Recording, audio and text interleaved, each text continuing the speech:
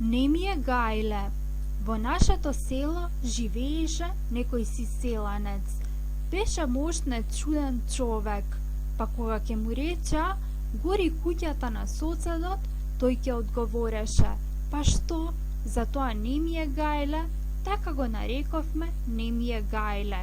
Еднаш не ми е гајле купи во градот вреќа грав, ја стави на рамо и ја понесе дома, но не забележа дека вреќата е скината.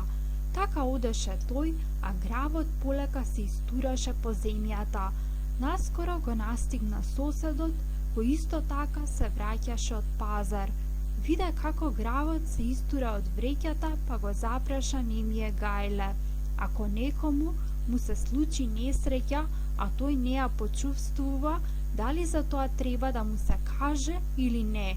За туѓи работи не треба да се води сметка, промрмори не ми е гајле. Соседот замолча. Поде уште малку. Гравот постојано се истураше.